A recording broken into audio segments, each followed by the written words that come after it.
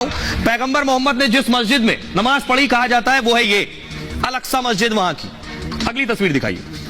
ये है temple mount. कहा जाता है इसके अंदर एक चट्टान है। उस चट्टान पर जो घोड़ा था जिसका नाम था बराक, घोड़े ने कदम रख के जन्नत की तरफ वो उड़ान भरा था। बराक नाम था उसका और इसलिए मुसलमानों के लिए यह अहमियत रखता है टेंपल माउंट। इसे मुसलमान हरम अल शरीफ भी कहते हैं। अगली तस्वीर दिखाइए।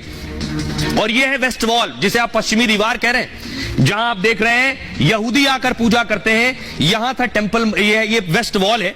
यहूदी यहां आते हैं, ईसाइयों की भी यहां से मान्यता है। और ये जो टेंपल माउंट आप देख रहे हैं, जो यहूदियों की पुस्तक है, जो धार्मिक ग्रंथ है हिब्रू जिसका नाम है, उसके जो 10 सिद्धांत हुए, जो हजरत मूसा के जरिए 10 सिद्धांत आए थे, वो इस मंदिर में रखे गए थे, लेकिन ये तोड़ दिया गया। अब मैं आपको समझना होगा, अगर आपको इजराइल फिलिस्तीन हमास की लड़ाई समझनी है तो ये लड़ाई भी आपको समझनी होगी। यरूशलेम मैंने आपको दिखाया था, जो राजधानी हुई है, उस राजधानी में है ये इमारतें। ये सिर्फ इमारतें नहीं है, इसकी धार्मिक मान्यता जब आप समझेंगे तो आपको समझ आएगा कि लड़ाई कितनी बड़ी है। ये जो आप देख रहे हैं मस्जिद, ये मस्जिद का गुंबद आपको नजर आ रहा है। इस मस्जिद का नाम है अल-अक्सा मस्जिद। ये यरूशलेम में है, इजराइल के यरूशलेम में। ये अल-अक्सा मस्जिद में मान्यता है कि पैगंबर मोहम्मद जिनसे इस्लाम आया, पैगंबर मोहम्मद ने यहां नमाज पढ़ी और इस्लाम के बहुत से खलीफा यहां आए। पैगंबर मोहम्मद, ये जो टेंपल माउंट देख रहे हैं, मुसलमान इसे हरम अल शरीफ भी कहते हैं। टेंपल माउंट के इसके अंदर एक चट्टान है। मान्यता है कि पैगंबर मोहम्मद ने इसी चट्टान पर उनके घोड़े ने कदम रखकर जन्नत की तरफ वो गया था।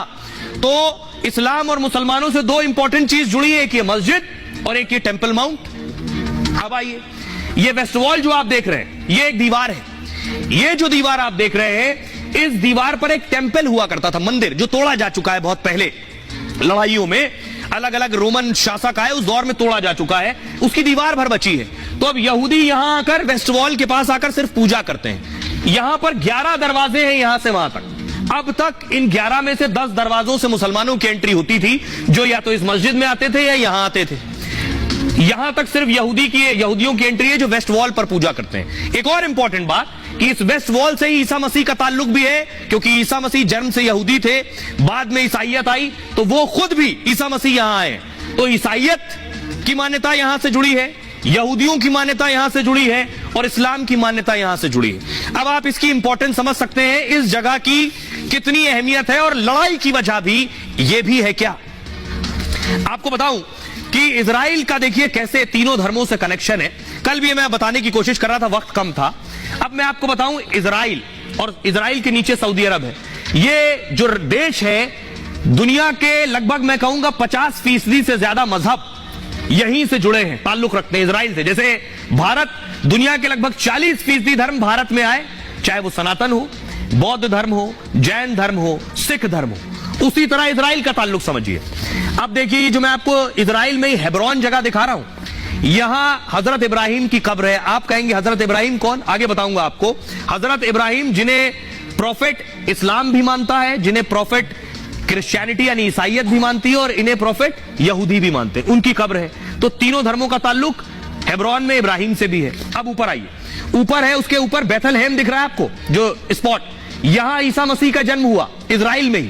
तो ईसा मसीह का ताल्लुक और ईसाइयत का ताल्लुक भी यहीं से है। ऊपर आइए, उसके पास ही यरूशलेम है जो मैंने आपको दिखाया है। यही यहूदियों का पवित्र सोलोमन मंदिर भी है, था, जिसकी वेस्ट वॉल अभी मैंने आपको दिखाई। ईसा मसीह की कर्मभूमि भी यही है, यही उन्हें सजा दी गई। पैगंबर मोहम्मद यहीं से जन्नत गए। ईसा मसीह की जो हत्या हुई वो भी इसी जगह पर हुई। अब आप समझिए, इस जमीन की आखिर तीनों का ताल्लुक, कल भी मैंने आपको बताया था, आज ढंग से शायद मैं बताऊं कि ऊपर आप देख रहे हैं जो मैंने आपको बताया, हजरत इब्राहिम की कब्र है वहां। 2150 ईसा पूर्व, यानी ईसा मसीह के जन्म से 2150 साल पहले हजरत इब्राहिम का जन्म हुआ। उनके 2 बेटे हुए, एक का नाम था इस्माइल और एक का नाम था इसाक। इस्माइल से जो परंपरा आगे बढ़ी, उसमें पैगंबर मोहम्मद का जन्म हुआ और इस्लाम आया। इसाक, जो इब्राहिम साहब का दूसरा बेटा था, उससे जो परंपरा आगे बढ़ी, उनके बेटे हुए याकूब और जैकब। इन्हीं को इजराइल भी कहते हैं, इससे इजराइल देश का नाम पड़ा। याकूब और जैकब के 12 बच्चे हुए। ये 12 कबीले यहूदियों में 12 कबीलों के नाम से भी जाने जाते हैं। और ये जो 12 बच्चे, इनमें जो सबसे प्रसिद्ध हुआ उसका नाम था जूडा या यहूदा। इसी से यहूदी भी बने। अब यही परंपरा जब आगे बढ़ी तो मूसा का जन्म हुआ 1200 ईसा पूर्व। मूसा के जन्म से यहूदी धर्म आया, और मूसा से जो परंपरा और परिवार आगे बढ़ा उससे ईसाइयत और ईसा मसीह का जन्म हुआ।